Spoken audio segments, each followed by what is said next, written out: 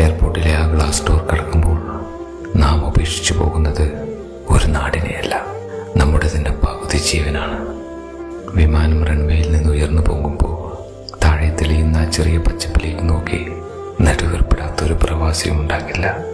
ആ നിമിഷം മുതൽ അവനൊരു അക്കൗണ്ട് നമ്പർ മാത്രമായി മാറുകയാണ്. നാട്ടിലെ വീടിൻ്റെ ആധാരമായും അനിയത്തിയുടെ കല്യാണക്കുറിയായും ഉമ്മയുടെ മരുന്നിൻ്റെ കുറിപ്പടിയായും അവൻ സ്വയം ഒരുക്കിത്തീരാൻ തുടങ്ങുന്നു. പ്രവാസം എന്നത് വെറുമൊരു ജോലിയല്ല, അതൊരു വനവാസമാണ്. പകലിലെ കഠിനമായ ചൂടിലും ജോലി തിരക്കിലും അവനെല്ലാം മറക്കും. പക്ഷേ മുറിയിലെ ആ ഇടുങ്ങിയ കട്ടിലിൽ കിടന്ന് ലൈറ്റ് അണയ്ക്കുമ്പോൾ കിലോമീറ്ററുകൾക്കപ്പുറം പെയ്യുന്ന മഴയുടെ തണുപ്പ് അവൻ്റെ ഉള്ളിൽ തട്ടും. ഉമ്മ ഉണ്ടാക്കി വെച്ച ചൂടുള്ള ചോറിൻ്റെ മണം വായുവിലെവിടെയോ തങ്ങി നിൽക്കുന്നുണ്ടാവും.